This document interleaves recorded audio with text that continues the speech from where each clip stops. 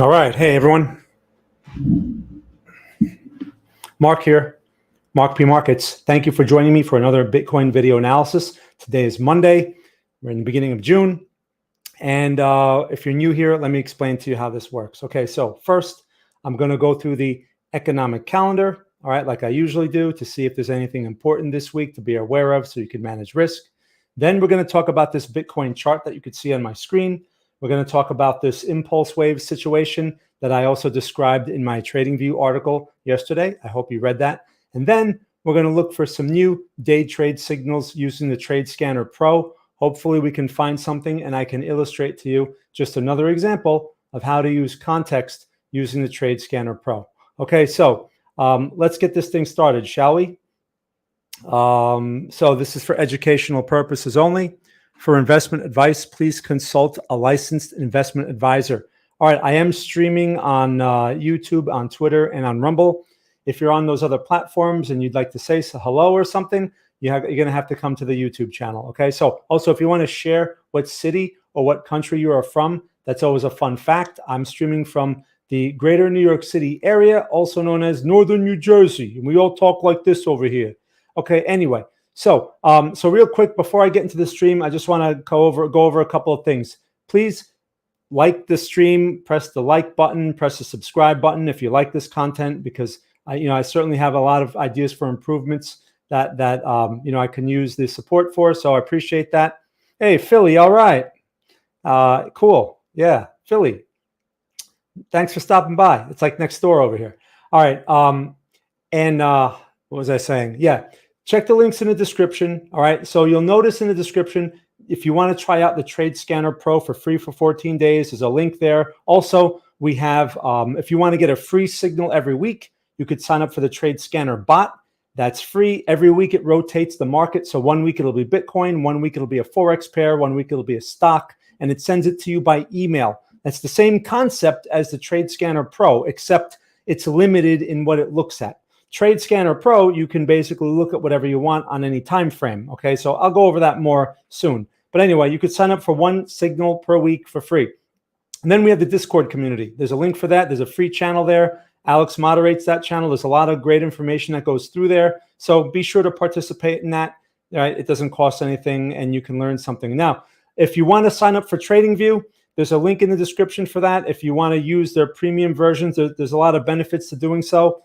That link is an affiliate link, and that helps Stian out. Okay, Stian, he's not here. He couldn't make it here today, but he's the guy that made Trade Scanner Pro possible and Trade Scanner Bot possible and all the other technology that we have possible. So if you'd like to help him out, that's one way you can do it. Also, there's a link for Bybit and there's a link for MEXC. If you want to try out another exchange, those are his affiliate links, so you can help him out that way. And if you don't care for any of these other things, right, these affiliate links, and you just want to give him a tip or something, or just a special thank you, there's some wallet addresses in the description as well. One for Ethereum, one for Polygon or Matic or whatever.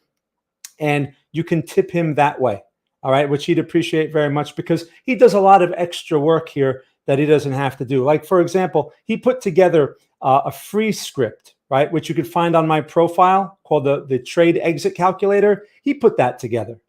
And he put that together on his own time, and he made that available. He sent it to me, and we made it available for free. It's open source. It's on TradingView. Okay, so things like that. That was very nice of him. That was not something he had to do, but he puts a lot of effort. So if you'd like to help him out, he'd appreciate it very much. And I think I'd also be very appreciative of that as well, because you're supporting the community by supporting him. Hey, Giovanni. Hey, Howard. Good to see you guys. Malad, how are you?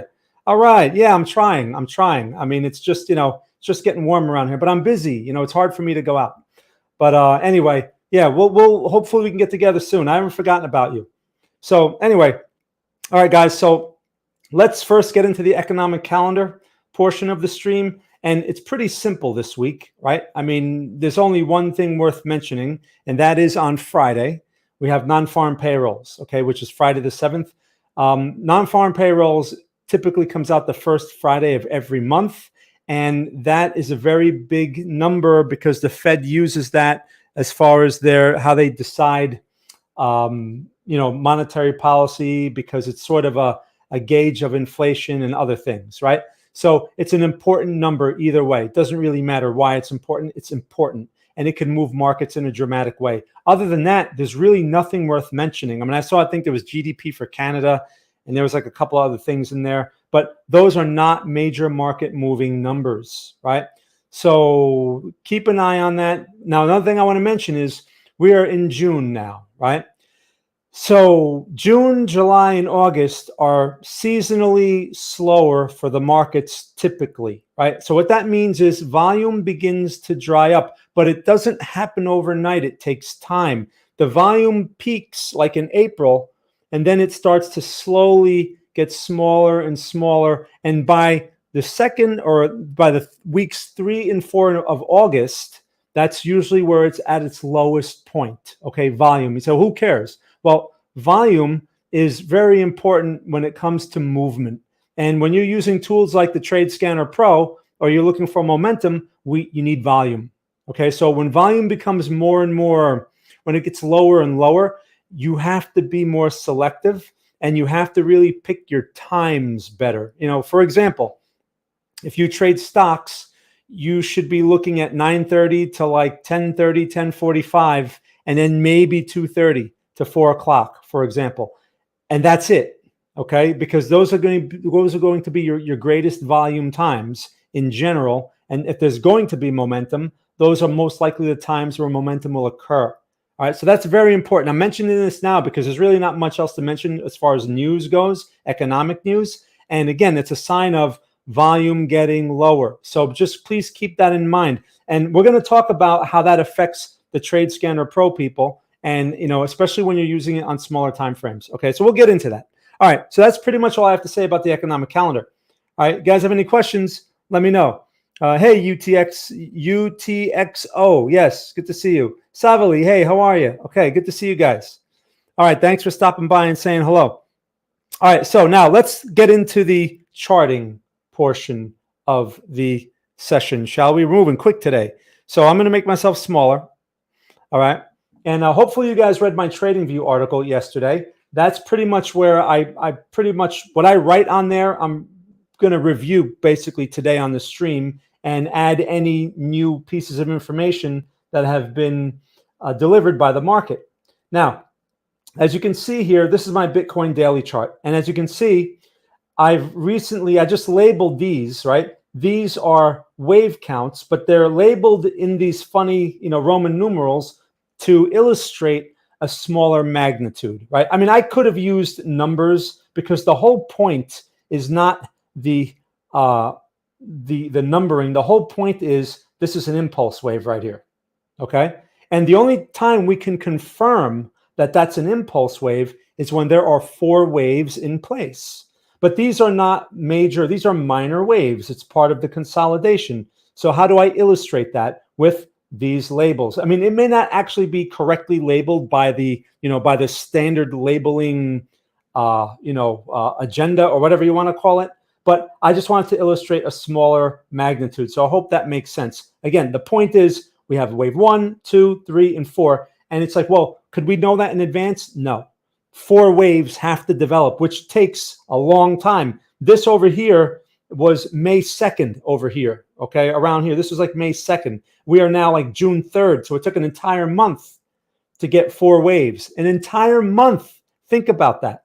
To get 4 waves, right?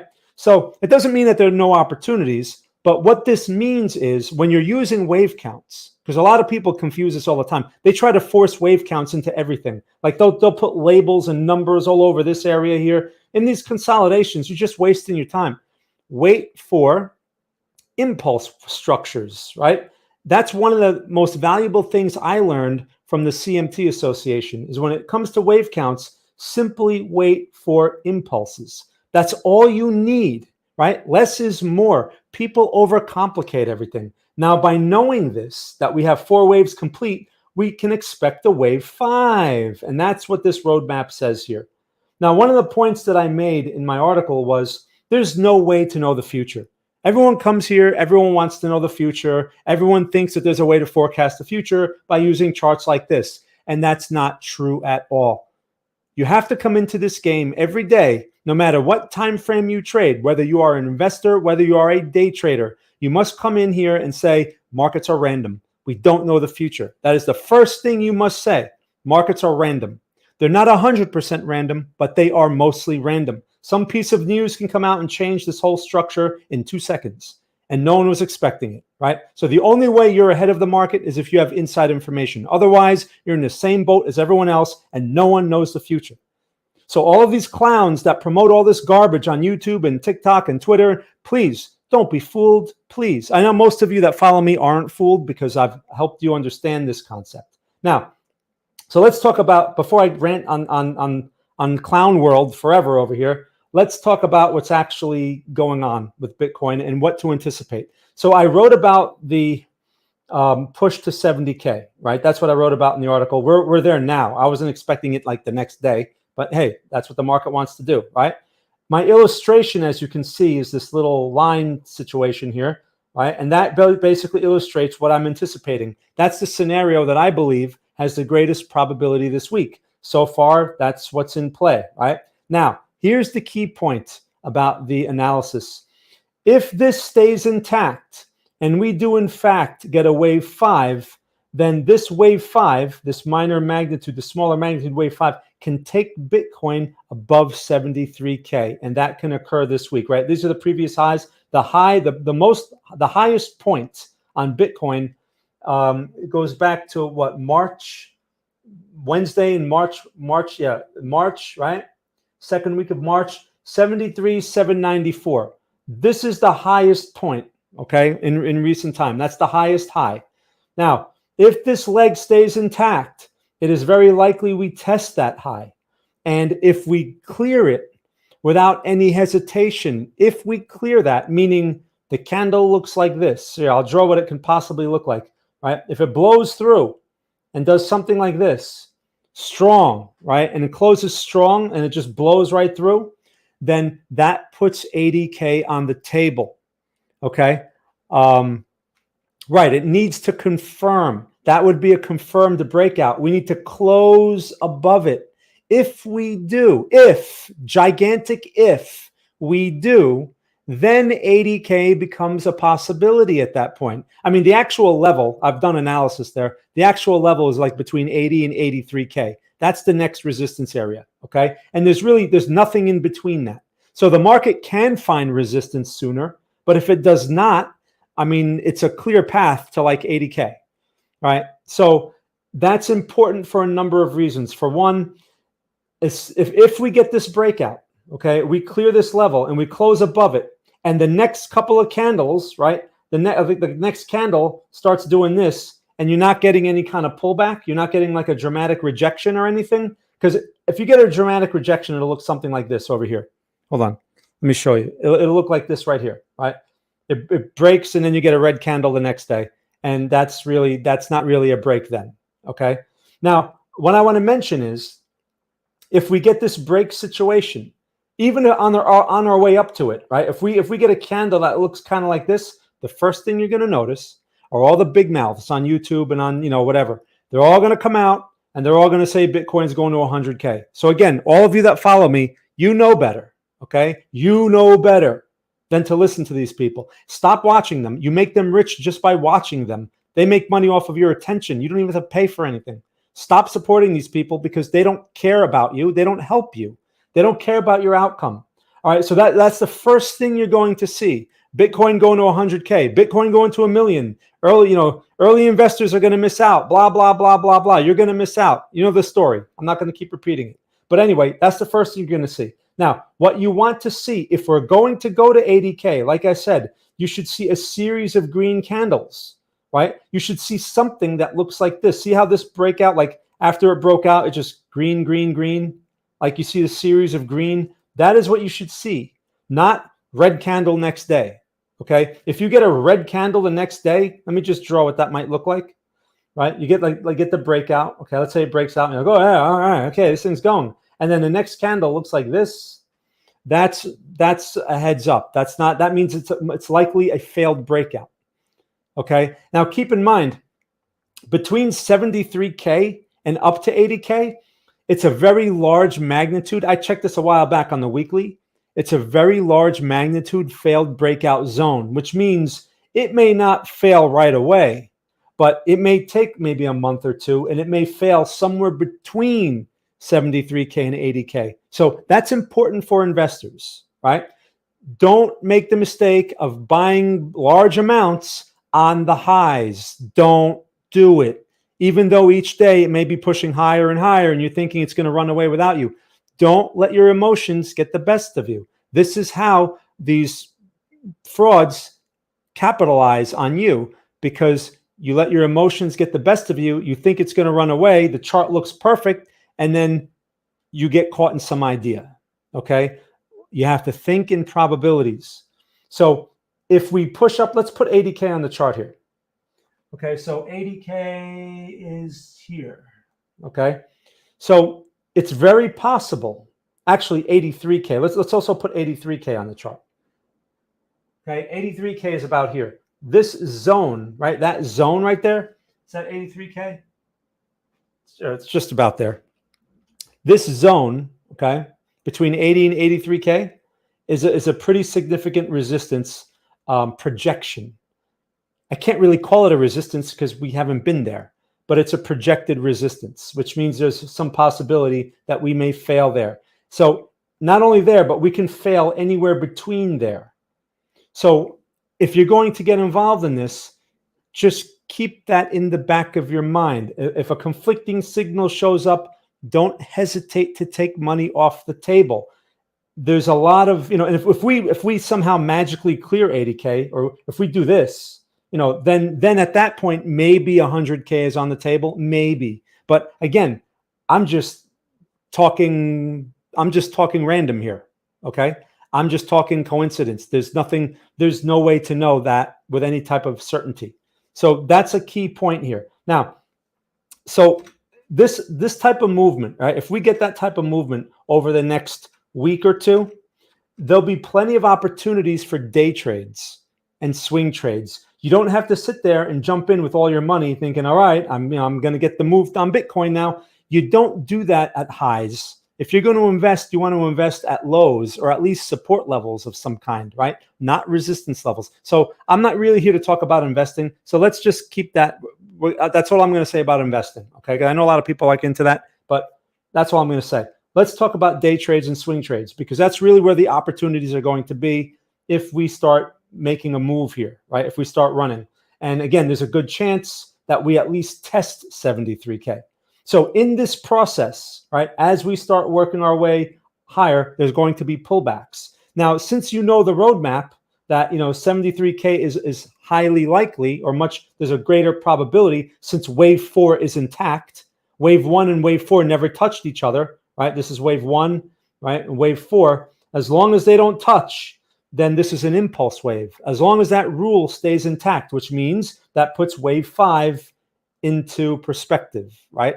That really increases the probability. So if we're going to work our way up there over the next few days, you want to be biased on the long side.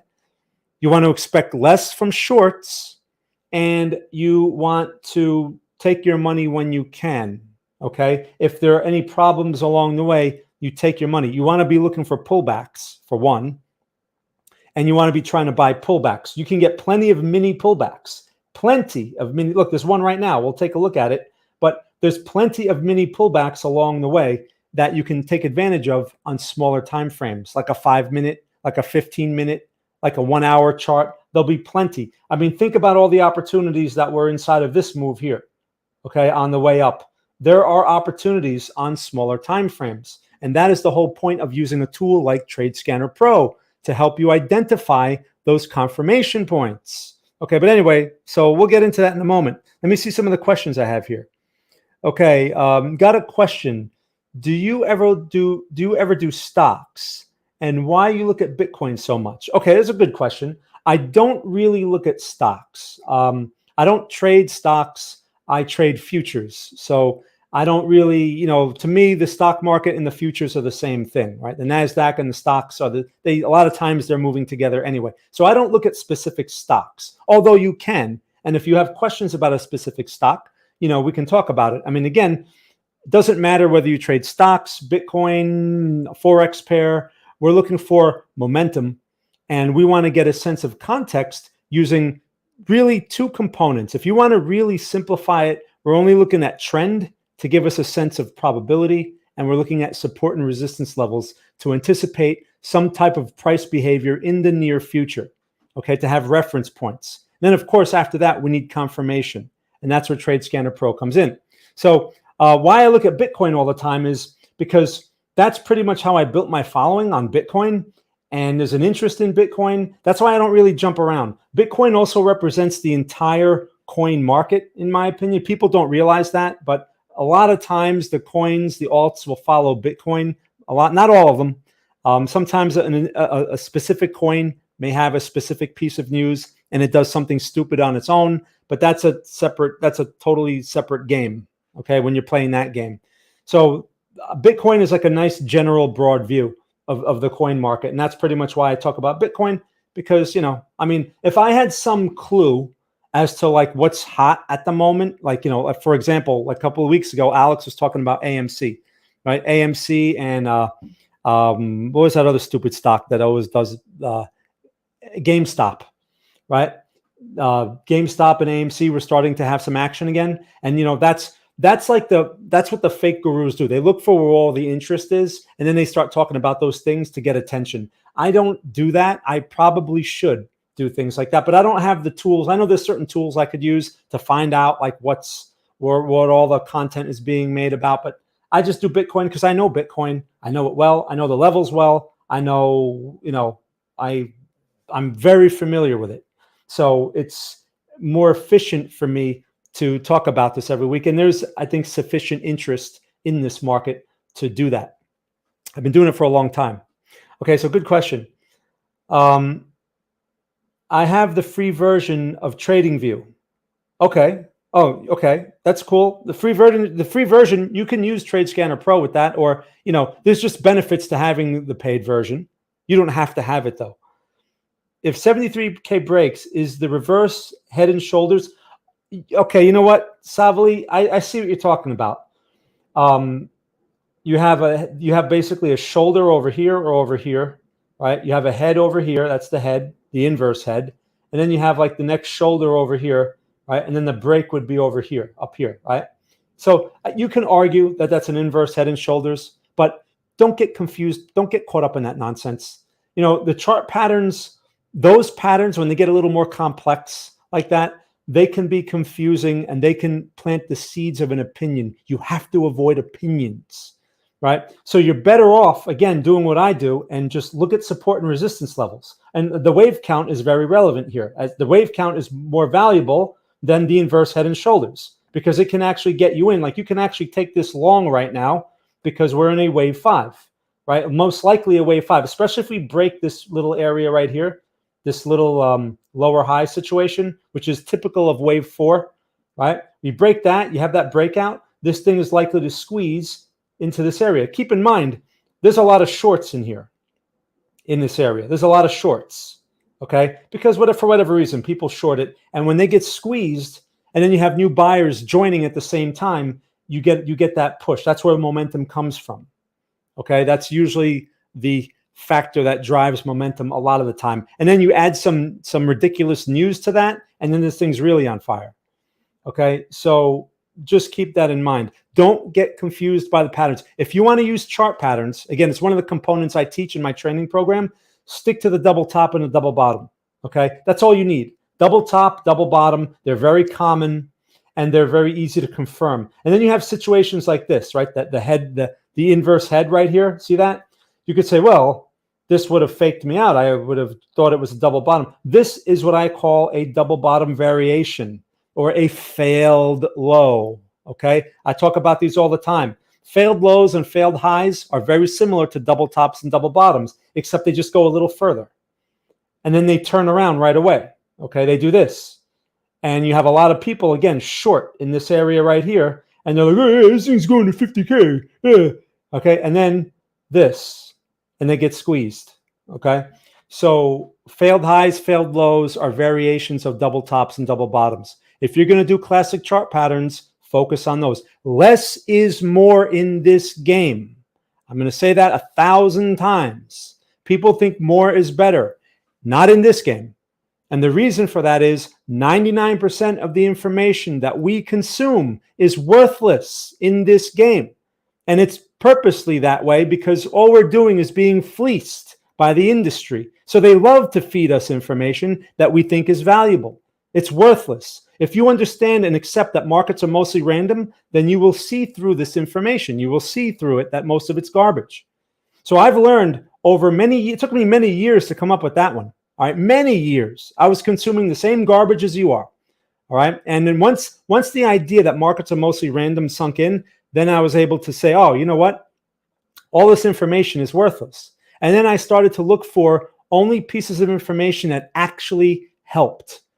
Actionable pieces of information, okay? And trend, support, and resistance levels are two such components. Chart patterns like double top, double bottom, those are also components, and failed high, failed low. Wave counts, okay? Fib levels and candlesticks. I mean, those are the elements that can give us actionable information now that actually carry some value. You have to realize charting, all of this charting nonsense, right, is history. Even if I put up a 1-minute chart, you'll be like, well, that's real time. No, it's history. It was a minute ago. We don't know what's ahead. We can't see the real order book. We don't know who's got what to buy and what to sell. Okay. So we have to realize a chart is history. It's old. It's old news. We need to use a chart to get a sense of what is possible because history repeats itself. That is one of the main concepts of technical analysis, okay? But history does not repeat itself exactly the same way every time. So, for example, a double bottom or a failed low, history repeats itself. People bought there before and they buy there again. So we can anticipate a similar behavior in the future unless the market does not show that. We're always followers. We never assert our ideas. We follow, we listen. A lot of people have a hard time with that, but you have to be a listener, not a, you know, I'm a tough guy and I'm gonna wield my, you know, ideas. I'm gonna force my ideas on the market. The market doesn't care about you or anyone. Okay, the market is like, you know, the ocean. You don't mess with it. Okay, it's nature. Make sense? Okay, I know. You get me started, Kai. They get me started. Okay. Okay. So Sam has a question. Hey, Sam, how are you? Buying long perpetual contracts on leverage affect actual price of Bitcoin? You know, Sam, that's a good question.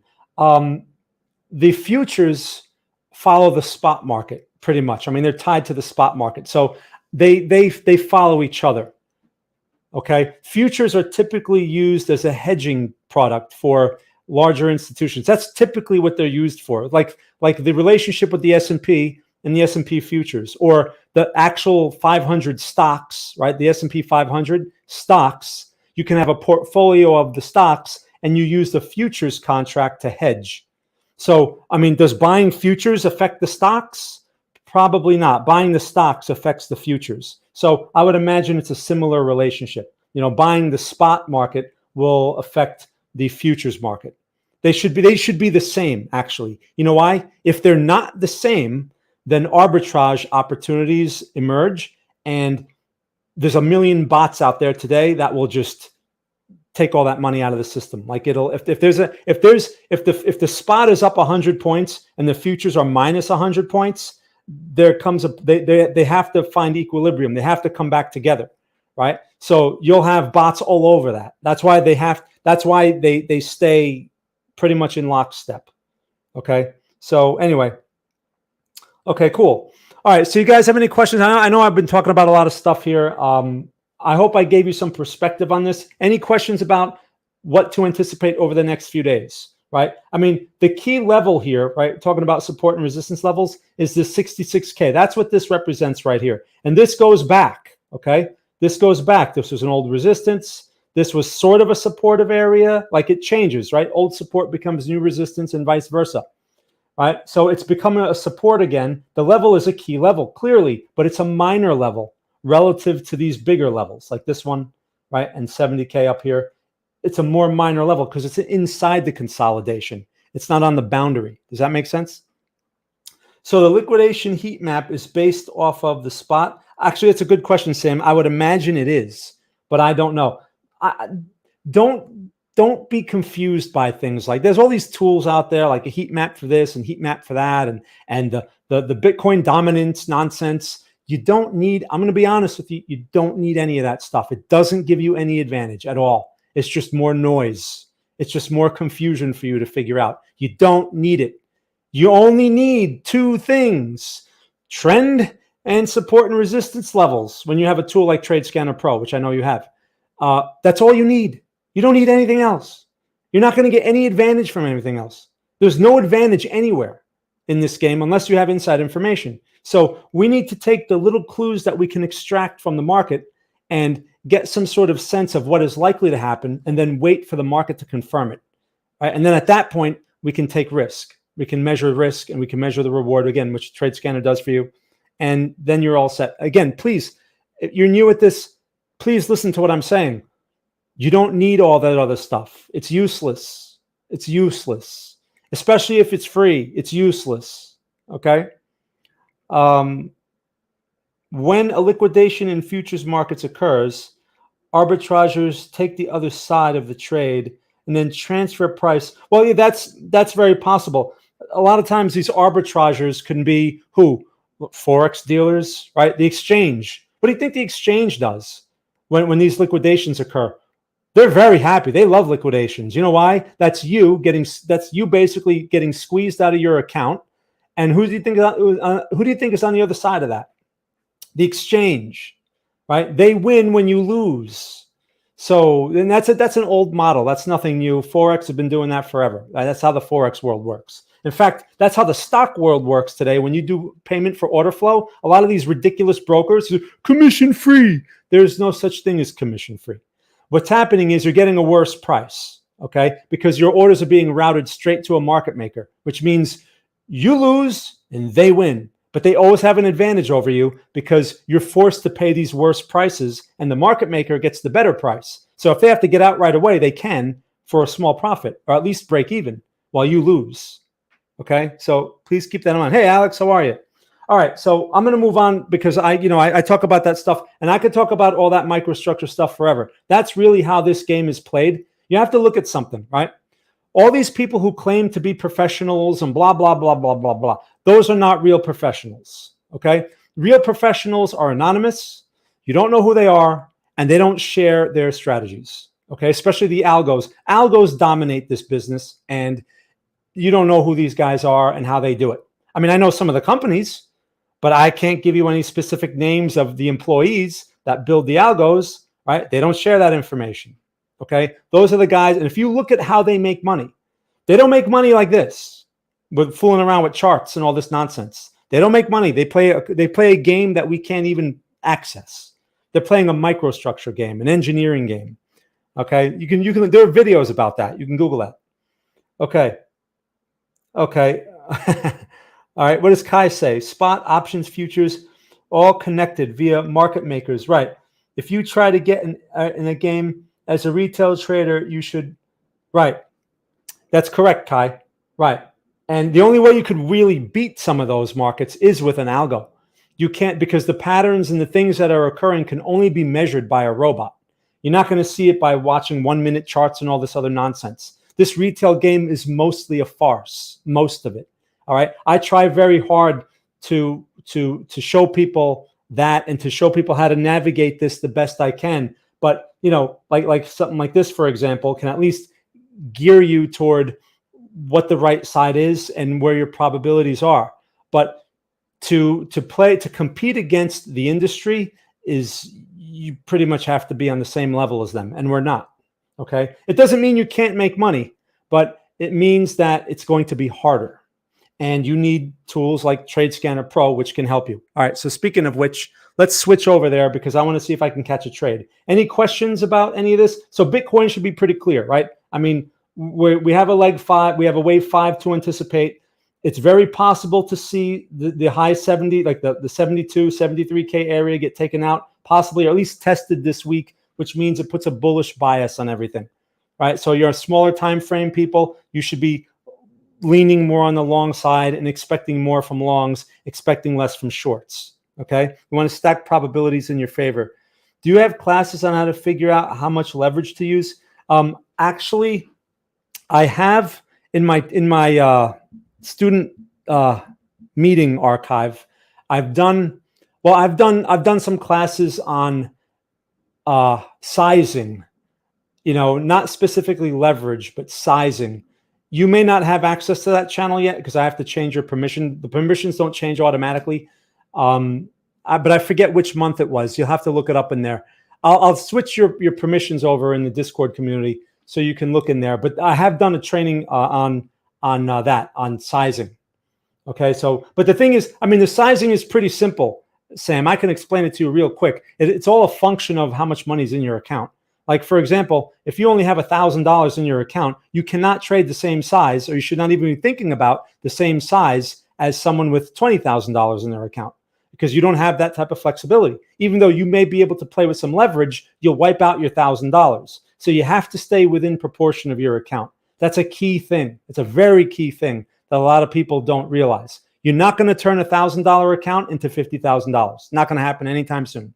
All right, even a professional can't do it because the risk that's required is too high for the amount of money in the account. And chances are you're going to wipe out the account.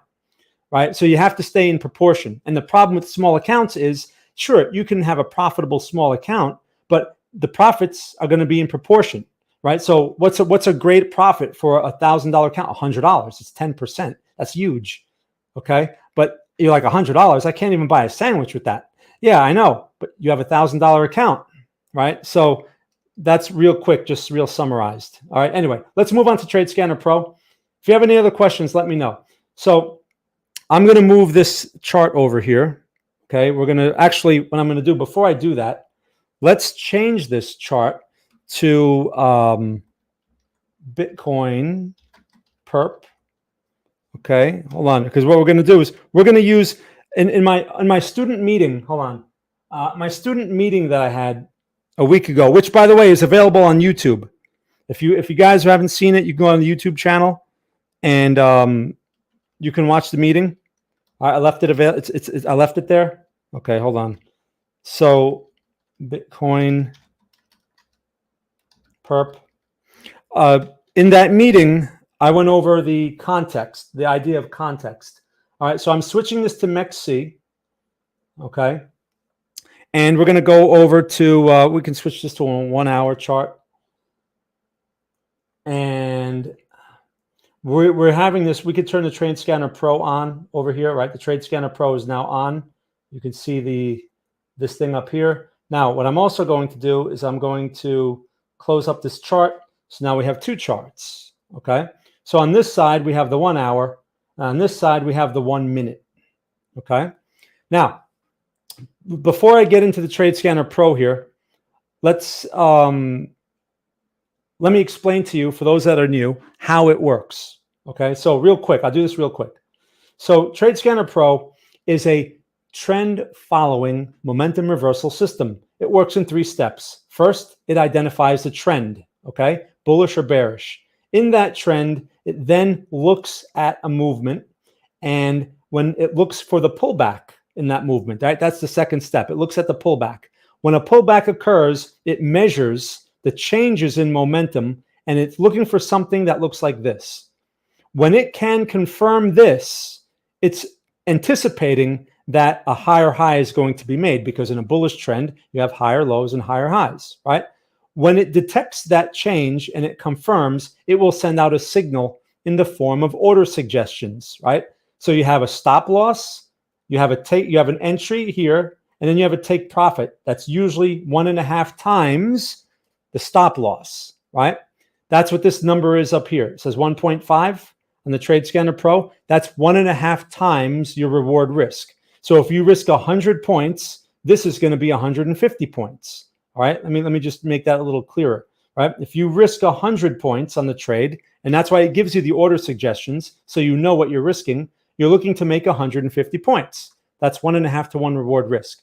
If you reach those take profits over time, it puts you in a better position to come out ahead, right? Because you win slightly more than what you lose. But the whole key to the game really is capturing winners, runners. All right, but before I talk about that, I want to mention counter trend mode. Counter trend mode is an advanced mode that you can access from the settings panel, which I'll show here in a moment. And what it does is it looks for this point right here, okay? It ignores that the trend is bullish, and it looks for the sell signal.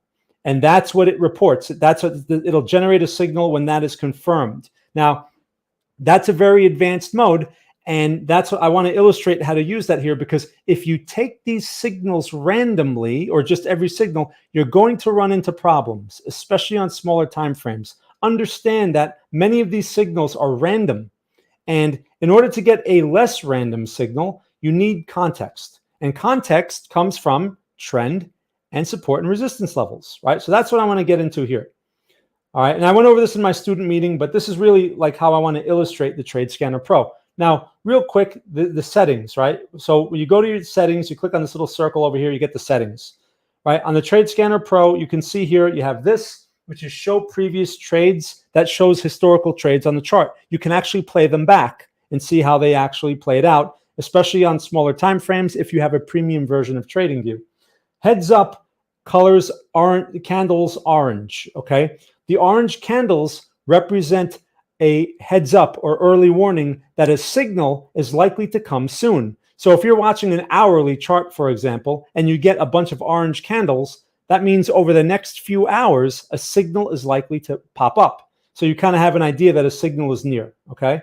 Trailing stop, that's pretty obvious. That tells you, it gives you a trailing stop order reference if the trade starts running and you want to capture more than the take profit. And then, of course, there's counter trend, which, as you can see, there's a trade actually right now in play on the hourly. This is ignoring the trend, which is bullish, and it's giving you a bearish signal, okay? And all these historical trades are now counter trend trades because I'm in counter trend mode. Look over here at the heads up, right? You got the heads up right here, the orange candles followed by the signal. See that? So here's an example where you got the heads up, but you never got the signal. That happens sometimes. Okay, look at this one. Heads up, a couple of candles, followed by a signal. And then it was quiet for a while. All right. Look at the heads up over here. The heads up, but the signal came up here, right? It popped up first, and then you got the signal. The signal is actually, the entry is actually right here. Okay. All right. So that's a real quick overview of how Trade Scanner Pro works. Now I'm going to take this thing off of counter trend mode. In fact, I'm going to take all these things off because we're going to use the other chart, okay? Now, the whole purpose of the hourly chart is what? Who wants to tell me? Do you have a win-lose percentage, and what is a realistic percentage? A win? Are you talking about a win rate, Giovanni?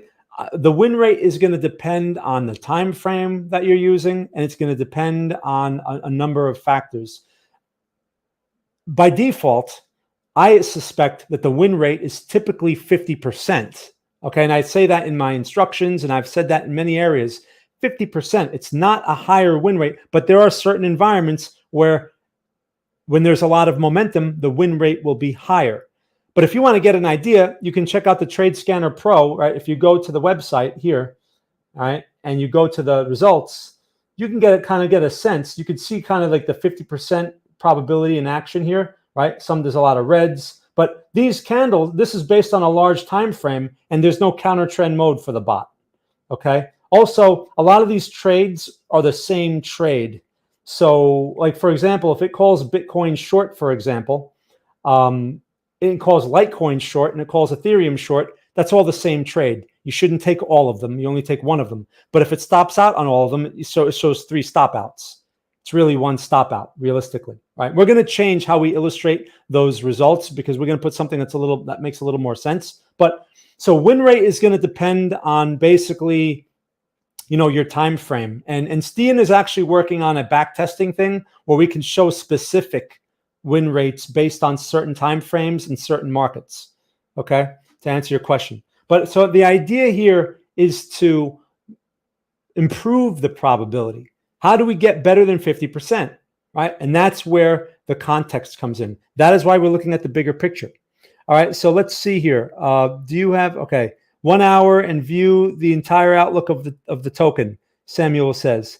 The purpose of the higher time frame is to gain insight into context. Yes, you guys are correct. So we pull up this larger time frame, right, to look for what? Support and resistance levels. Trend, look, the trade scanner tells us the trend. It says the trend is bullish. Okay, fine, trend is bullish. But we want levels. So look, levels are basically reaction points, right? Where there's significant reaction points. Those are levels right there. Look at the reaction points. I don't need to see the detailed candles. All I need to see is, wow, what was this level over here? We bounced hard off of 67, 190, no, 67, 193 is this low, okay? That's a pretty significant level. Look at this. Look at this previously, okay? What was this here?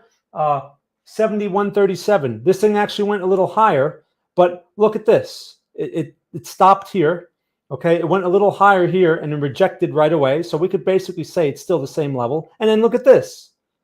So those are pretty significant inflection points. That's very important using the trade scanner, because now with my trade scanner, if we're fooling around inside of this area, I know that these are going to be, if I get signals inside of this area, especially if the signals appear in the middle of this range. Like if I'm getting signals in here, I should probably not expect a whole lot from these signals. They're most likely going to be random. Does that make sense? Because I'm in the middle of the range. You could say, well, there's a level over here. Okay, there's a minor level. Maybe if you want to, maybe if we test that, that might be worth a long, but I would not have a high expectation of it. My expectation of a long would be much greater if we were here, even here. Okay, look, there's a level over here. Look at these reactions. Look at this, right? Look at all these reactions. Okay, okay. So if we're testing this level in this area, 67,284, right? We're testing this area, and I'm getting signals on my trade scanner.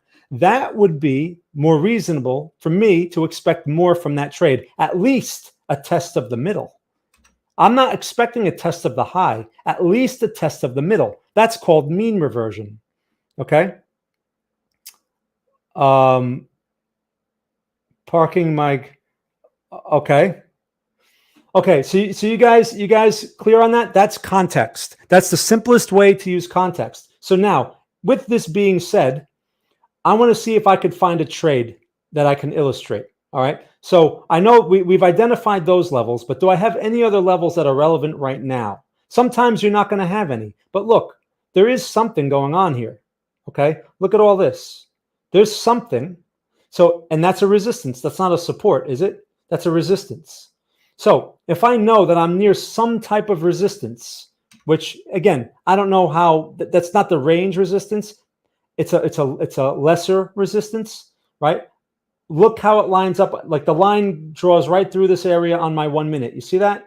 So that would be an area where I could be a little more confident taking a short. Okay. Now, oh, okay. No problem. Oh, you're on your phone. I get it. Okay, no problem. So let's now go. Now, so we have an idea of context. We know that the general trend is bullish. I mean, going back to the daily chart, right? We're in a wave 5, it looks like. So we should, like I said before, we should favor longs. We should expect a little more from longs, right? And less from shorts. But this smaller time frame right now is showing only bearish. This is pretty much bearish, right? So if I'm going to short this, I'm going to expect less. So hopefully, if I can get a move like this, this would be like a home run. Okay, if I'm getting something like this. So as you can see here, oh, we got a signal. All right. So hold on. Let me take this signal real quick. It's a short. Now keep in mind, I just finished talking about how we should be expecting more from longs. So I'm going to put on, actually, here's what I'm going to do. Since we should be expecting more from longs, and since we are not at the most opportune level here, we're not at the resistance, I'm going to give this thing a chance to do that. Okay, there we go. So I just shorted one. So I'm going to make this chart bigger over here because we have our context. and it's noted, right? We have the lines on my 1 minute chart. So this is not the best resistance, but it's one. This is so right away, this is aggressive. I should expect less. I shouldn't be very confident that this thing is going to go to the take profit, although it might. But think of it, I'm playing a slot machine right now. This is a 50-50 game. There's a 50% chance I'm going to be right. Look, you had the little warning in there. See that?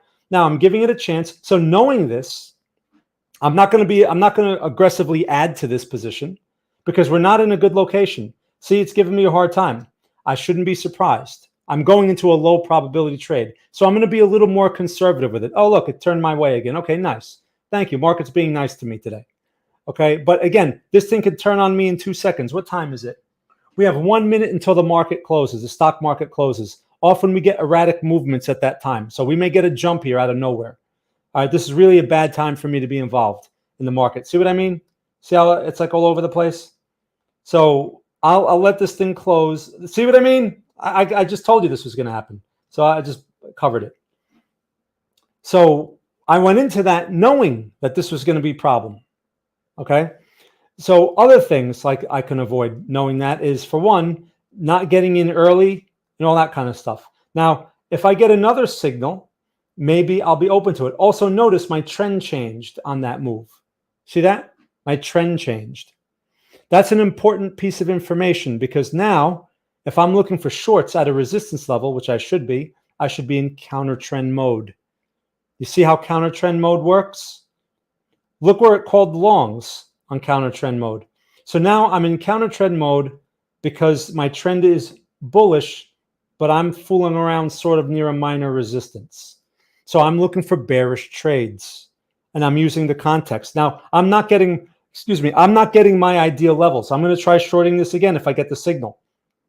What I'm not going to do is I'm not going to short this on the warning. A lot of times I like to show that, like I'll short it on the warning so I can build a position, but I'm not going to do that because this is not an opportune level to do that with. Does that make sense?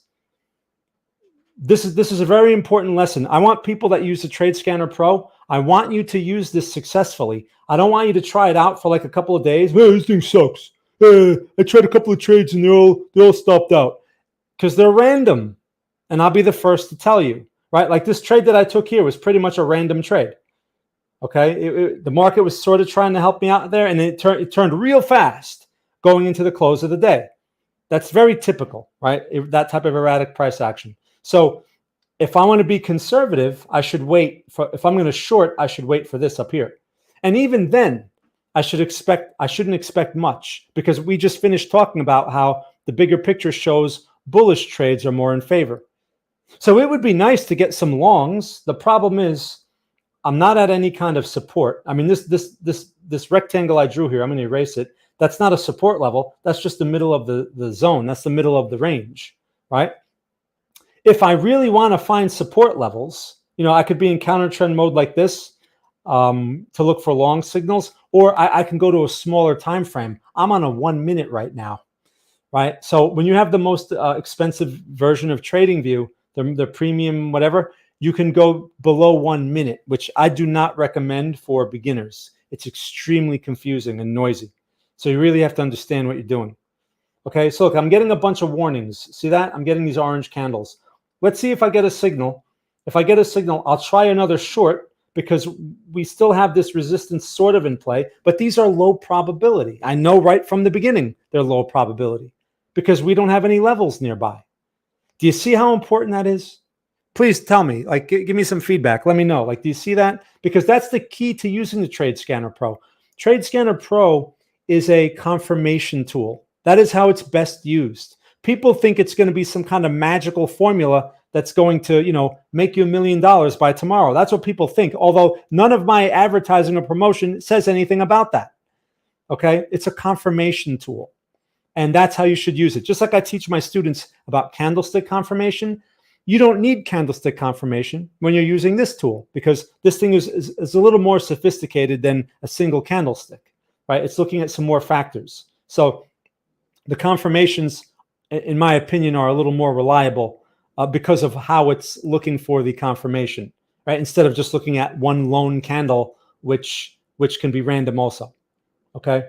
So again, I'm being conservative with this. I'm not doing anything. What I would like to see is a test of resistance followed by a signal, kind of like this.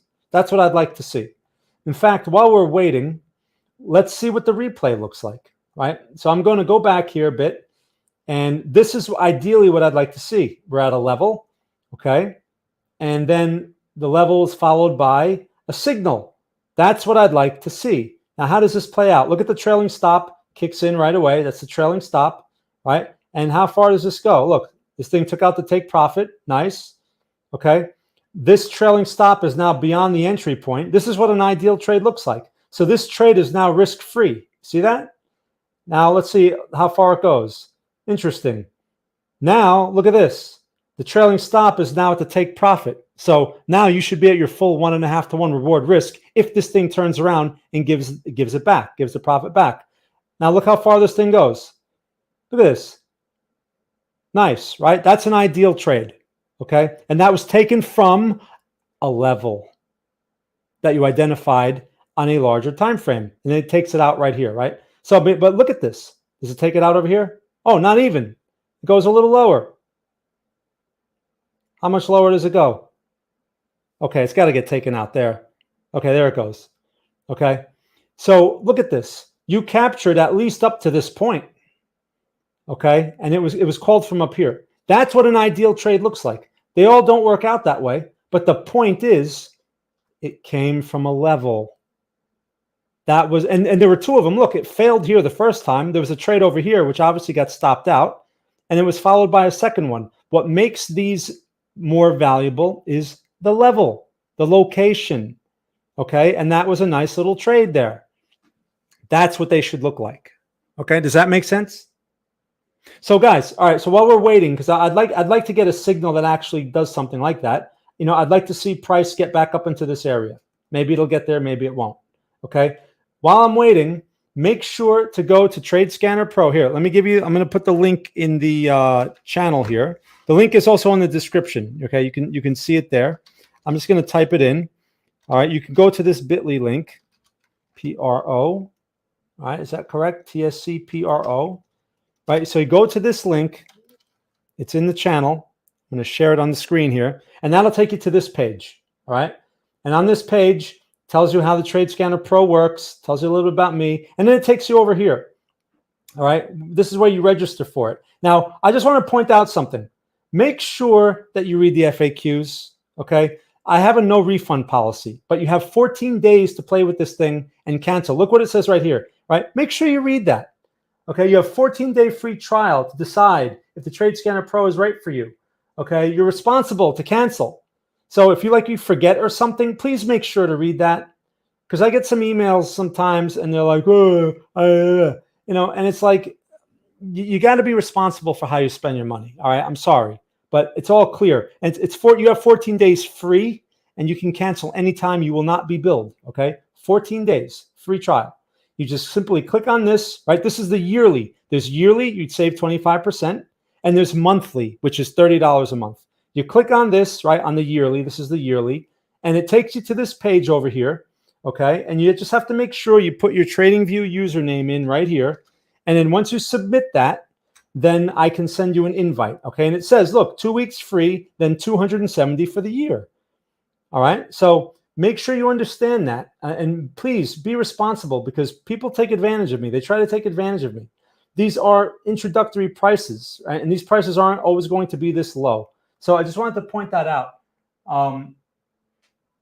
And these subscriptions automatically renew. Oh, look, we're going to get a signal here. They automatically renew, right? So if you have the yearly and you don't want to pay for a second year, you have to make sure you cancel it.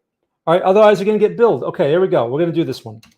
All right, I'm going to do, I have one contract on. Now, let's see. Now, again, who can tell me what the problem is with this? I mean, it's a signal, but what's wrong with this signal? Let's see who's paying attention. Do you have an affiliate link? Oh, Samuel, good question. I don't have an affiliate link for this, because I never set that up. I don't have the affiliate thing set up right now. I don't have an affiliate program yet. That's something that will come soon, but I don't have that set up yet. Good question. When I do have one, I'll let you know. Okay. So anyone want to answer the question? This is a signal, but is this a great signal? Can we assume that this signal has what kind of probability? Can we assume it's a 50% probability or something better than 50%?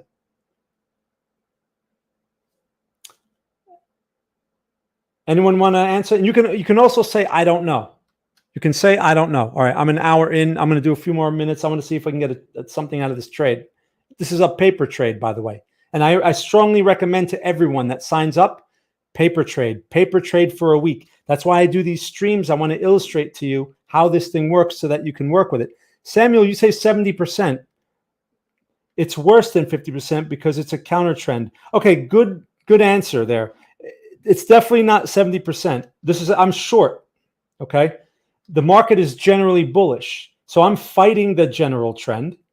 So this is a low probability trade that I just took, right? This is how you guys should be thinking. Like I took the trade, maybe it'll work. So I would say at best, I have a 50% win rate here, at best. So I flip a coin, maybe it'll work, right? I'm gambling right now. That's basically what I'm doing, okay? Well, but see, the thing is, if the trade occurred up here, I would be much more confident. I would say if we occurred at this resistance, I would say, okay, we have a greater than 50%, maybe 60%, maybe. I can't give it an exact number. But you see, look, we know that this is a low probability, and look, this thing's going the wrong way. Okay, it's going against me. I'm fighting this thing, and I'm not at the level. So what I can do is, instead of waiting for the stop, since I know this is trouble, I just get out, take the loss early. Okay, I don't have to wait for the stop. Why take the full stop when I know that this thing is, I'm on the wrong side. I'm fighting this thing. So that's the answer I'm looking for. Like, this is a low probability trade, even though it's a signal. And that's what I want to illustrate to the new people. Like, you just don't take these blindly. I took this blindly. I said, okay, it's a trade. I'm going to take it. And it's fighting. It's going the wrong way. I can avoid these situations or filter them out by waiting for a level. And you say, well, I don't want to wait in front of my computer all day. Okay, no problem. You could set up a notification by going over here, right? You could set up a price notification for Bitcoin itself, or you can pick the trade scanner and wait for a signal, right? And set that up over here. Now, some people get delayed notifications. I believe right now it has something to do with your location, what country you're in. But the notifications should pretty much come in real time or close to it, right? But you want to you'd set a notification for this level up here. And when you get the notification, you start watching or something like that, right?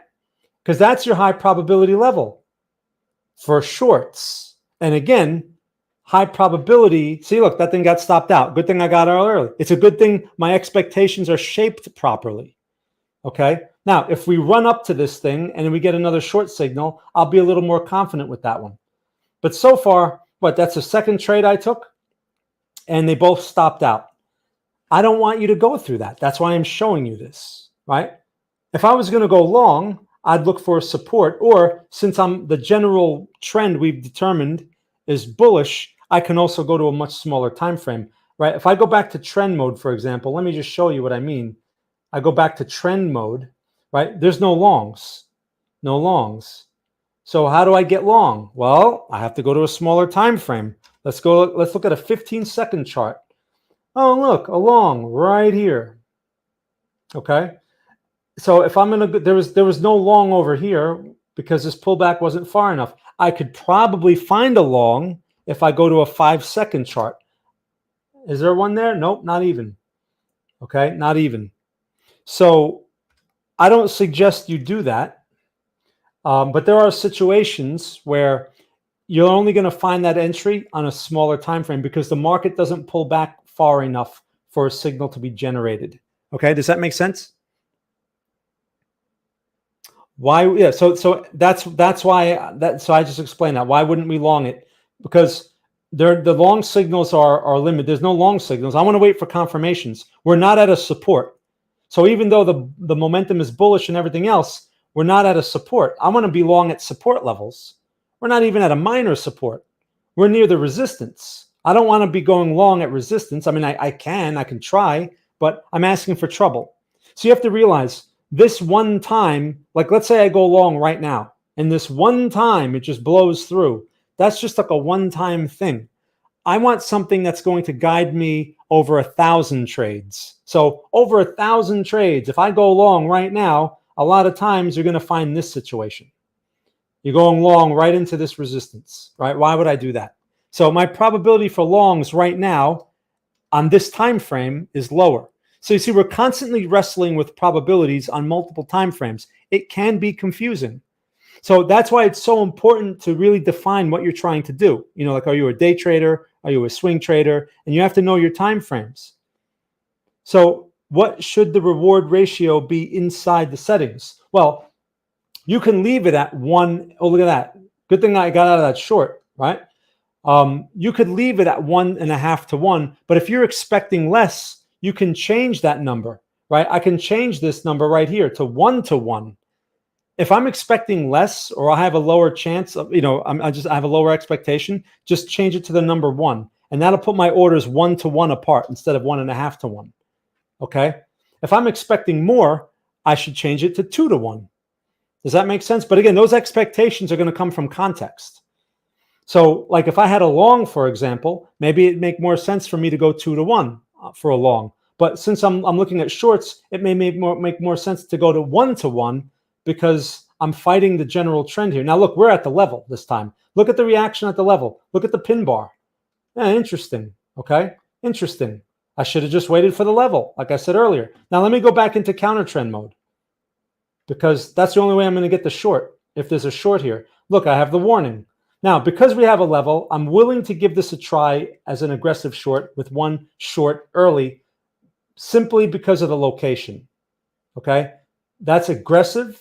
That loses money a lot of times. So I don't recommend that. I'm just doing it to illustrate the expectation of the level. Okay, this game is about levels first, not signals. Okay, I wasn't getting many signals on the 1 minute. Right, and you're not going to get many signals if the market doesn't pull back. To get signals, you need pullbacks. Okay, and these pullbacks are too small. Look at this. See what I mean? This thing is giving me a hard time. I took that early short. I may have to blow this out. We'll see. But since we got this little reaction here, if we can't take that reaction out, then I'll get back. I'll hold on to the short and try to add on the signal if we get the signal. But yeah, you're not going to get any longs in a move like this unless there's pullbacks, a more significant pullback. So the only way to get long, Sam, in this type of situation, like a pullback like this, for example, is you have to go to like a 15-second time frame. And in order to do that, you have to have the full version of TradingView. Otherwise, you can't go below 1 minute. Okay? Well, the ratio is not going to affect the signals. The ratio is your expectation. You could be at 1 to 1. It's not going to give you more signals. The signals come from pullbacks on the time frame. Okay, so you'll get more signals if you could pull up a 15-second chart. Okay, if I go to a 15-second chart, I'm going to see more signals. See, like here are the counter trend signals. Look how there's a bunch of them. Okay, that's a 15-second chart. So if more signals are what you're looking for, that's what you have to do. You have to go to a smaller time frame. But I keep saying, if you don't have the full version of TradingView, you won't be able to go below 1 minute. Okay, so you have to figure out, like, you have to be patient in those situations and wait for levels, really, if you can't go below 1 minute. And a lot of times, those smaller time frames can be very noisy as well. So I really, if you're going to do that, I suggest you paper trade first, okay? Because they're very noisy. Even the 1 minute is very noisy. I mean, so look at this. I'm still getting these warnings. We haven't taken out this high yet. See this high right here? We haven't taken that out yet. So again, I'm being really aggressive with this. I should not be in this short because there's no signal. But I took it because of the warning, anticipating that there will be a signal. But I have to keep reiterating that I'm counter trend. This is a low probability situation. And so then why don't you go long? Because we're at a resistance level. So it's got to be one or the other. right? Like I can't say, well, I'm going to go long now because it looks good. It's got to be one or the other. I don't like to go long at resistance levels. It's a simple rule. I like to go long at support levels. Okay. I'm getting the warnings. This thing's giving me a hard time. I only have one on. If we blow through this level right here, I'll just get out. It's not even a real signal. This is not even an official signal. Okay. I'm just trying to get in using the warnings, which doesn't work very well when I'm in these counter trend situations.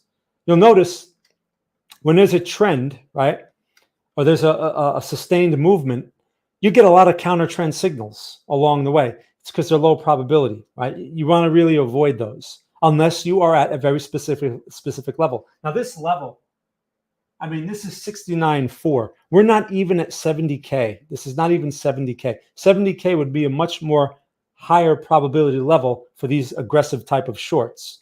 And if I do get a pullback off of 70K, I'm hoping for like maybe 100 points, 150 points. I'm not expecting 500 points or 1,000 points, although it can happen. It would not be very reasonable for me to expect that because I'm fighting the bigger picture. The bigger picture always carries more weight. It always rules. Okay, the daily chart is the bigger picture in this situation. And we looked at the daily chart earlier, and we talked about how this thing could pop up to 73K, and I'm fighting it. Okay, so you have to keep that's all context, and you have to keep that in the back of your mind. Okay, so let's see if we get the signal. What time is it? Okay, so it's 4:20. This thing, see how it's lingering? See this lingering? That's not a sign of weakness. Lingering means strength. When it lingers at a resistance, there's a good chance. When I see that, there's a good chance we do this. Okay, unless we get like a solid red candle, and if we do, a signal will most likely appear. Okay, one little green candle like this. It's not even taking out these previous candle lows. See that? These are 1 minute candles. These should be very easy to take out if this thing's going to pull back. Understand when people sell. See what I mean? I'm getting out of this. When people sell, they sell quickly. Okay, usually selling happens fast. It doesn't linger and just keep going higher. Now, maybe I'll get the signal, and if I do, I'll add back. I'll put it back on, but I'm not going to take the chance that this thing's just going to keep going because it should not be lingering. Now, in a situation like this, it might be a good idea to look what's happening on the bigger picture. What's going on here? Where are my next levels if there are any? Maybe over here, 69,722, possibly, but that's a very minor level. See, look, it's just peeking right through. That's not weakness. So this is really the level to short up in here. If I'm going to do that again, and shorting is going against it. So I hope that clarifies some things for you guys. All right, so let's see. A signal may appear in the next few minutes. Let's see if it does. I'm out right now. You can take a look at ZN and DXY. Okay, no, I haven't covered them yet. Okay, in fact, I'll take a look at we can take a look at the bonds. I may get a signal here though.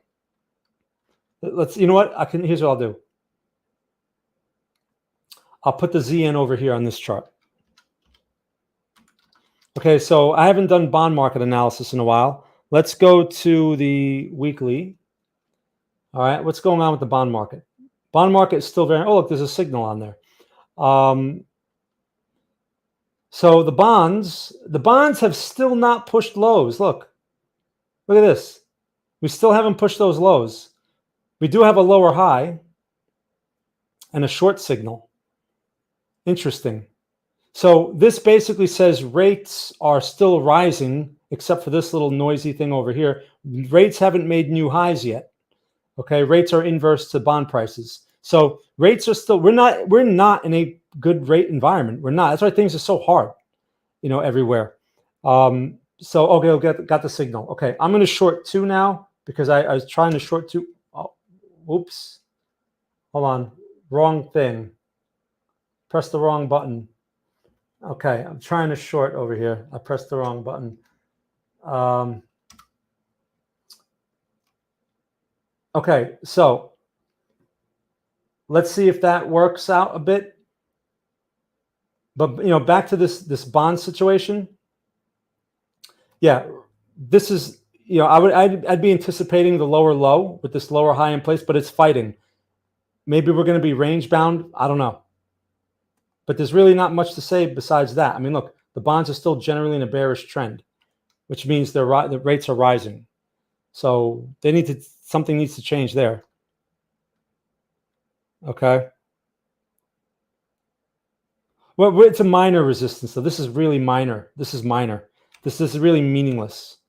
These are meaningless levels, unless you're like, working on smaller time frames. This is a weekly chart. So when it comes to the bonds, you want to really look at those bigger picture levels. Okay. So I would imagine dollar index is going to be inverse to this. Let's see.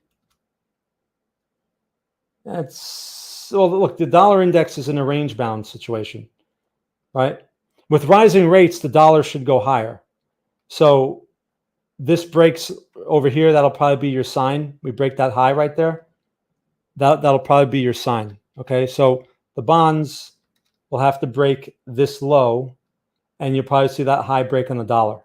That's what that looks like. And that's all, by the way, this is not typically bullish for the stock market. Rising rates are typically bearish. Okay. But puts bearish pressure. All right. No problem. Thanks for asking. Okay. So just a couple more minutes. I'm watching this trade not work out again. Coming off this level. Now, keep in mind, like I said before, this is not a very cooperative time of day either, right? So when I take these trades and I'm waiting for like momentum, we're not getting that instant momentum. Sure, on the long side I was, right? But if you think about it, this is not really that big of a move. Not really. I mean, what is this? 69,300 to 69.5 and a quarter, just about. So what is that? Like 250 points or something? I mean, that's decent, but that's not, it's not like a 500-point move. So let's see if we get a little pullback here. I'm going to erase some of these lines. I'm going to erase that line. We don't need that one. Let's see if this thing starts to go my way. Now, if we push through this entry price, I'm going to try another one. It's like a strategy where I like to add like this because it's going through the entry price again. But again, that's highly aggressive, especially when I'm on the wrong side of the market, which I am. Okay. What I'm hoping for is that, we're going back to the entry. So maybe the momentum continues this time. And I'm not even looking for this. In fact, Samuel, you talk about 1-to-1. I'm going to put 1-to-1 on here by just basically putting 1. And now this is now a 1-to-1 reward risk. See, my order suggestion changed. And it gave it the take profit to a closer position, right? So it's more likely to go there because I expect less, right? Make sense? Okay, so let's see how that works out. Again, the reward risk ratio has nothing to do with the probability of the system itself. All it is basically a gauge of your expectations. Okay, we have the trailing stop is now in play. By the way, Steen has a new version soon, which we will be sharing, we'll be pushing soon, where you can control the speed of the trailing stop. So you could make it faster or slower, okay? You'll be able to control that. And so like a lot of times what will happen is this thing will pop up, tap out the trailing stop and close the trade. Whereas maybe if you put the trailing stop slower, it'll give you a little more room to play with. In certain situations, that could be helpful, okay? So far, so good over here. So I'm not expecting even this. I'm expecting less than this even. So I'm going to maybe start taking something off the table. Let's see if I can get a little tick lower. Okay, that's good about there. I'm going to cover 1. Okay, got 1 off. All right, still got 2 on. I'm locking in profits because this thing's against me. Like I'm working on it with a low probability here. And I want to take some money when I have it. It's a very day trader mentality. You got to take money when you have it, right? Don't get caught with these, don't sit there and say, oh, it has to go here. It doesn't have to do anything. These levels are based on recent price action, right? That's where these levels are generated from. But there are no guarantees. The market does what it wants to do always. The market is always right. All right. See, it's hesitating a bit here. I wouldn't be surprised to see a big green candle show up over the next minute or so, right? That looks like this. I would not be surprised. In fact, a situation like this, let's check out trend mode, because I bet you there's a signal developing on trend mode. Let's see, there's nothing on the 1 minute. Let's go to a 30-second chart. Anything? No. Oh, we have a warning on. We have a warning developing. This is Samuel. This is where you'd be looking for your long. This is the pullback. We got the warning. So a long signal is likely to develop. But again, you're at a resistance level. Don't forget that. Okay. So if you get the long signal, what you're hoping for is that the momentum follows through, and there's a chance that that can happen because the general trend is bullish. Now, look, I went to my take profit. I'm taking another one off. Goodbye. Right. So now I only have one contract left. Okay. I'm going to try to give this thing a chance, and I'm going to see if the trailing stop will deliver a little bit more. Okay. So I covered one almost at the take profit. I covered one at 1-to-1, which is what this is right now. And now maybe I get a little more out of the trade. This is, again, this is up to the random nature of the market. This has nothing to do with how smart I am or what kind of statistician strategy nonsense, blah, blah, blah. It's all nonsense. We are now playing a slot machine. Okay? That is how you have to think of it. My risk is now at break even. So if this thing turns around, I lose nothing. If I break even, I have to respect the levels, by the way. I have to respect the orders. If I do nothing and it goes there, I'm still losing money, right? I have to get out if it gets there. You have to take action, right? These levels are reference points. There's order suggestions. Obviously, they don't place the orders for you, okay? So I'm getting some hesitation at this level. Most likely on a 30-second, a long signal is developing, but it doesn't mean that it is. When you're on a time frame, stick to your time frame. Oh, beautiful. Look, it wants to pay me more. Again, I'm playing a slot machine. So I have to reiterate this. There's no precision. A lot of people look for precision in this game. There is none. I make money simply by letting the market pay me more because it wants to. It's up to the market. The market's paying me a gift. Okay? Now, people who are driven by greed, like, well, you shouldn't have covered those two contracts. You'd be up $1 billion right now. I look at it as I'm taking risk off the table. I reduced my risk. And now I have the comfort to let this thing ride.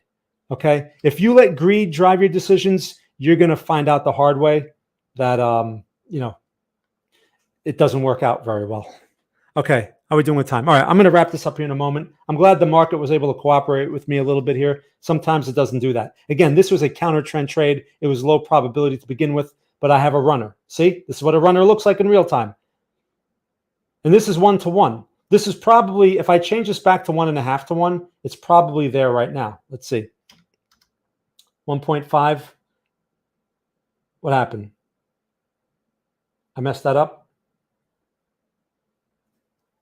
1.5. I think I typed in a comma. How come the trade got erased? Or maybe I have to do this. Turn it back on. Oh, maybe because I turned it on as it was at the 1.5. I don't know. The trade should still be there. Let me, the trade is still on. Let's go back to the replay. Let me see if I can play that back. That's the trade. I think it's because it reset the trade because I messed around with this. Well, I'm just going to have to hold on to this until it turns around on me. But there should be the trailing stop should be there. Here, let me turn this off. Maybe it'll come back on.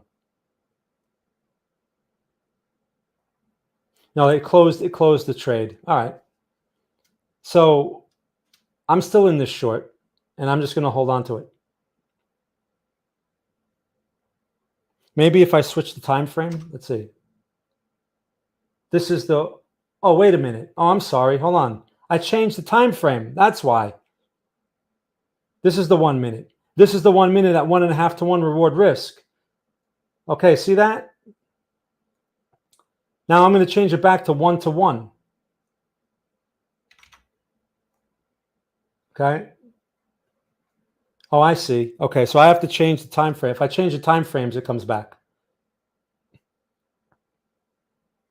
take the counter trend off, right? Put it back on. And then I have to change the time frame. Again, I think because it resets the trade.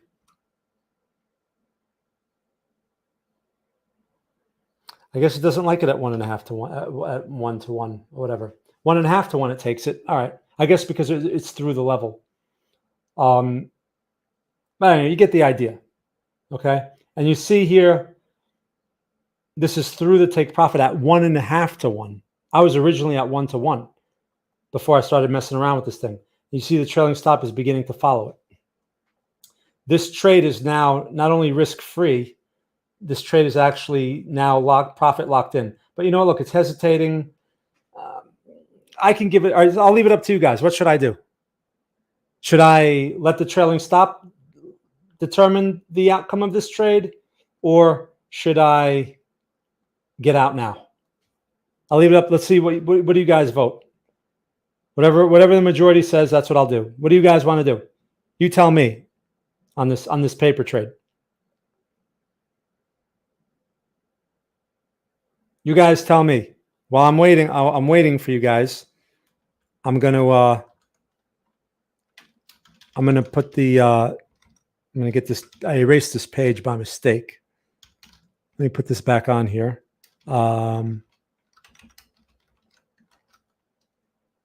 Okay.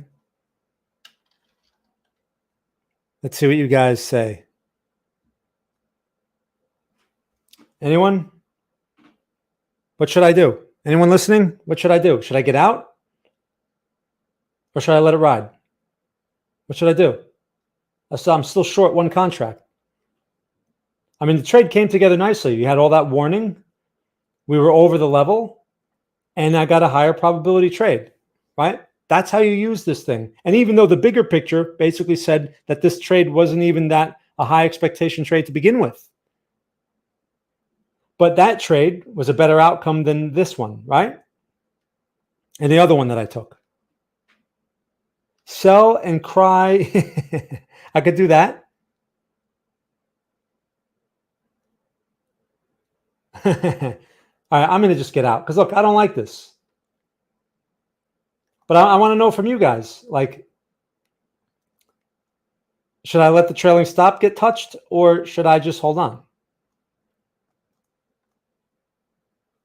Because again, we're playing with the market's money here, right? The market determines. I'm not in control here. The market is. So if the market wants to pay me more, all I can do is take in new information and adjust. That is really the skill. That is the true skill of a trader, is adjusting. Not, I know how to read charts. I know how to do support oscillators. That's not the skill of a trader. The skill of a trader is adjusting to information. Information comes, you make adjustments, and you're shaping expectations constantly. That is really the skill, if there's a skill. Okay? There's a thing called game of skill. There's a thing called game of chance. Game of chance is a slot machine. You have no control over the outcome of a slot machine. But poker is a game of skill. Your skill can have some effect on the outcome of the game, of each hand. You know, you can bluff the other players and win even though you have garbage cards, right? That's a skill. So you can affect the outcome even though the cards were not in your favor. Look, I'm glad I was talking and not getting out of this thing, because now this thing's back in my favor. But this may hold as a support here. Let's see. I'm not going to make any judgments. That is the beauty of the Trade Scanner Pro, right? I don't have to make any judgments. It's done for me. I either get out at the trailing stop. I can get out here. You know, if I get out the trailing stop, that means I let it ride and see if it wants to pay me more. If it wants to pay me more, I hold on. This is how you make money. All right. So, you know, and how much, again, is going to depend on the size of your account. If you have a $100 account, you shouldn't be in this game. I'm not saying that to shame people. It's just a fact. Like, you don't have enough money to play this game. You need money. Okay. You should have at least a few $1,000s in your account. And even then, if you can get away with a few percent gain per month, that's actually really good. So, you know, just think on $1,000, 5% is only $50. Like $50, I can't do anything with that. You only have $1,000 account, but you have to think in proportion. That's the way it works. Samuel says, close it. Okay. Sam, you know what?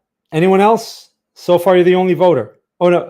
Oh, wait. Howard says out now. You got, okay, you guys are all saying close it. All right, I guess I'm going to have to close it. I'm going to close it because you guys told me to. My vote right now, my vote would have been stay open and let the trailing. At this point, I'd give it a chance. I'd give the trailing. I'm out, right? But at this point, I'd give the trailing stop a chance because this thing is likely to make the lower low right now. Maybe it's only worth a few more points. Who knows? But the trailing stop could keep. See, I listen to you guys. See what happens when I listen to you? I'm joking. I'm joking. It could have went the other way just as easily. All right, but that would have been nice to hold on to. The thing is, the trailing stop told me to stay in. Beautiful. Look at this. Okay, so let's see. Let's just go to the. Let's just see what was that worth. So that trade there on those three was 33.41 and 137. All right, so that's like $200. And then there's trades before that. 67. I basically broke even. I think I lost a little bit more. If I add all those numbers up, it's 70, 140, 200. Yeah, it's like $262 or something like that. So I lost a little bit more, but those were aggressive trades that I took. Right, I was in early and I was doing things that I shouldn't be doing, just to show you some examples. Right, but net, that's where I am. Okay, so I hope I showed you some good examples here. How to set up the trailing stop? Well, Samuel, it's automatic. You simply go here on your settings. It's by default it's off. You have to turn it on. Okay, all these settings should be on. By the way, you should turn them on, especially if you're working on smaller time frames. Right, so your trailing stop is right here. This turns it on, and then it'll appear after the trade has to start going in your favor for it to appear. Right, if the trade goes against you right away, the trailing stop may never appear. Right, make sense? So that's how you set it up. It's very simple. You just turn it on, and then it takes over from there. Okay. All right, people. So again, if you'd like to sign up and do the 14-day free trial, there's a link in the description. There's a link on the screen here. It takes you to this page, and this is the sign up section right here. Okay. You can do 14 days of the Trade Scanner Pro for free. You simply sign up. You could do monthly, $30 a month. You could do yearly, which comes out to $270 for the year. And these are introductory prices. These prices are going to go higher. So I would suggest you lock them in now. And keep in mind that you have 14 days to cancel. It's very easy to cancel. You just log in up here. You go to your user dashboard and you cancel it. No one has had any. I've never had a problem with anyone trying to figure out how to cancel it. Okay, it's very simple and easy to do. If you cancel it within the 14 days, you do not get billed. Okay, but don't tell me on day 15 that you forgot or that, oh, I meant to do this, I meant to do that, because you're responsible for that. Okay, please. Then I feel like I'm being taken advantage of. All right. Okay. By 5%, how to set it up in the platform? I'm not sure what you mean. By 5%? There's no way to set up the trailing stop by 5%. Like the trailing stop, it has its own formula and it follows the price action based on the momentum. You can't change the speed of the trailing stop yet or anything, but that's coming though. We are going to have a feature in the next update where you can change. You can make it slow, or you can make it current speed, or you can make it fast. Means it'll be more sensitive or less sensitive. That we can do, but you can't change it by number. You can't say I want the thing to trail by 5%. You can't do that. We don't have that. We don't have that functionality yet. That might be a suggestion I'll let Stian know, but I don't know how we would implement something like that right now. Okay. All right. Makes sense. So, but use the trailing stop the way it was meant to be used, because if there's momentum, I mean, I've seen trades where that thing will run like 8-to-1 reward risk. They're rare, but I've seen them, right? In a high momentum market, you're more likely to see something like that. Keep in mind, we are in a low momentum market, and the momentum is just getting lower. Over the next couple of months, momentum is going to get worse, not better. And it's going to find its bottom usually in August. So please keep that in mind. We're going to have some slow days. And when it's slow, you really want to be selective. You want to pick your levels, wait for these levels. Don't, I was being aggressive before and doing things I shouldn't do. In a slow momentum environment, you're going to get stopped out a lot. No need for that, especially if we're going into a slow momentum environment. Know your levels, okay? And during my student meetings and stuff, I'll be going over more than that. Make sure you watch those student meetings, okay? I mean, you can watch them on YouTube right now and all that stuff. I'm still making them available. But that's where I'll be going over that kind of context stuff. All right. Any questions? I've been talking a lot more than I should have. But I want to show you guys stuff, man. I want this tool to work for you. Look at this. Look how long the trailing stop would have kept me in here for, Sam. Look at that. I mean, this is not a lot of money. It's not a whole lot more, but it's more. The thing is, if this breaks, I'm still in. And then the trailing stop eventually catches up to it. But I mean, look at this. I mean, you guys wanted me to get out up here. If I had just let the market get me out, if I listened to the market instead of you guys, I still would have been in it. I'm joking. I'm not trying to make you guys feel bad. I'm just saying that's the whole point of the trailing stop. Is it gives you a reference point. It takes you away from your feelings, and it gives you an actual, I guess we can call it an objective reference point. This is objective. We are not objective. We do things because we see profit and we get anxious and all the, see what I mean? Look, see what I mean? So this is objective. We are not. These order suggestions are objective. All right. That's the beauty of the trade scanner. I don't have to tell you that, Sam. You have the trade scanner. So, you're taking advantage of these things. All right. Any other questions? Anyone? Any questions? All right. So again, I hope to see you guys on the free trial. By the way, if you do sign up for it, just give me a few hours to put you in the system, okay? Because I have to put you in manually. So again, don't send me an email saying, "Hey, I signed up and I haven't gotten 5 minutes after you signed up." Please give me an hour, give me a few hours, and I'll have you in the system. Okay. All right, everyone. So thank you again for listening. I hope you learned something. Enjoy the rest of your day, every evening, wherever you are in the world, and thank you very much for watching. Thanks for watching.